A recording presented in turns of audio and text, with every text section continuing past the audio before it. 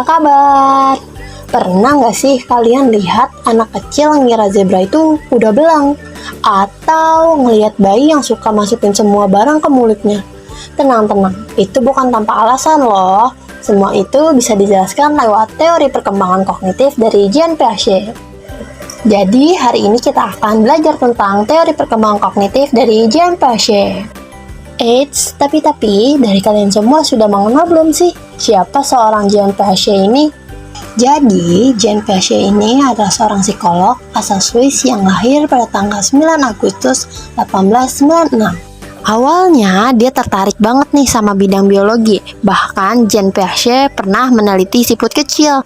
Tapi pada akhirnya dia lebih tertarik pada cara berpikir anak-anak. Hingga akhirnya Jean Piaget ditunjuk sebagai kepala laboratorium psikologi di Universitas Jenewa dan mulai bekerjasama dengan Albert Binet untuk membuat alat tes kecerdasan. Menurut Piaget, anak-anak itu bukan versi mininya orang dewasa, melainkan mereka punya cara berpikir yang khas dan berkembang secara bertahap seiring usia dan pengalaman. Maka dari itu, proses berpikir mereka perlu dipahami sesuai tahap perkembangannya. Nah, menurut Piaget sendiri juga ada 3 proses penting nih dalam adaptasi kognitif, yaitu ada asimilasi, akomodasi, dan juga equilibration. Yuk kita bahas satu-satu. Yang pertama ada asimilasi. Asimilasi merupakan proses memasukkan informasi baru ke dalam skema atau struktur pengetahuan yang sudah ada. Contohnya nih, seorang anak kecil pertama kali melihat kucing dan dia sudah belajar bahwasanya hewan berbulu berkaki 4 disebut kucing. Nah, ketika nanti anak kecil tersebut melihat anjing untuk pertama kalinya, ia juga akan menyebutnya kucing karena masih menggunakan skema lamanya, yaitu hewan berbulu berkaki 4 disebut kucing. Selanjutnya ada proses akomodasi, yaitu proses mengubah skema yang sudah ada atau membuat skema baru agar sesuai dengan informasi yang baru. Jadi tadi anak tersebut sudah memahami bahwasanya kucing adalah hewan berbulu berkaki 4. Nah, di sini orang tuanya sudah mulai menjelaskan bahwa hewan berbulu berkaki 4 yang baru saja ia temui tadi adalah anjing, bukanlah kucing. Jadi disinilah anak itu mulai menyadari bahwa adanya perbedaan antara anjing dan juga kucing. Dari mulai cara bersuaranya, ukurannya, dan juga perilakunya yang juga tidak sama. Proses selanjutnya ada equilibration, yaitu proses menyeimbangkan pemahaman lama dengan pengalaman baru untuk mencapai pemahaman yang lebih baik. Contohnya, anak tadi sudah memahami bahwasanya hewan berkaki 4 dan berbulu itu bukan hanya kucing, melainkan ada anjing. Setelah memahami perbedaan tersebut, anak akan membentuk 2 skema yang berbeda, satu untuk anjing, satu untuk kucing. Dan kini ia mampu membedakan keduanya dengan tepat dan pikirannya kembali seimbang. Nah, sekarang kita masuk ke tahapan perkembangan kognitif anak menurut Piaget. Ada 4 tahap loh, dan semuanya unik banget.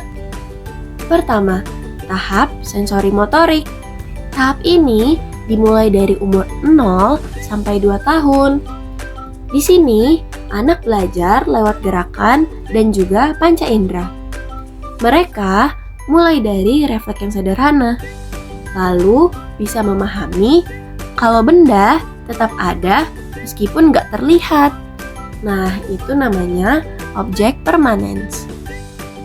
Kedua, tahap pra-operasional. Tahap ini dimulai dari umur 2 tahun sampai 7 tahun. Di tahap ini, anak mulai berpikir simbolik. Misalnya, bermain masak-masakan dengan benda imajiner. Tapi, mereka masih egosentris, alias susah memahami sudut pandang orang lain. Mereka juga sering menganggap benda mati itu bisa hidup, seperti boneka yang sedih. Ketiga, tahap operasional konkret. Dimulai dari umur 7 sampai 11 tahun. Di sini, anak mulai bisa berpikir logis terhadap hal-hal nyata. Mereka bisa menghitung, mengelompokkan benda, sampai memahami sebab dan akibat. Tapi pemikirannya masih terbatas pada dunia konkret. Terakhir, tahap operasional formal dari 11 tahun ke atas. Pada tahap ini, anak sudah bisa berpikir abstrak. bikin hipotesis, sampai memecahkan masalah secara sistematis.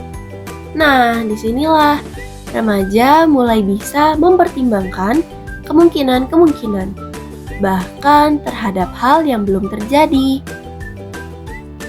Dari penjelasan ini, kita jadi tahu bahwa teori Piaget sangat berpengaruh di dunia pendidikan. Ia mendorong pendekatan belajar yang aktif dan juga eksploratif. Bukan sekedar ceramah aja nih. Tapi, teori ini juga punya kelemahan. Misalnya, gak semua orang dewasa itu mencapai tahap berpikir abstrak. Nah, Piaget juga kurang mempertimbangkan emosi dan pengaruh sosial budaya dalam tahapan perkembangan anak.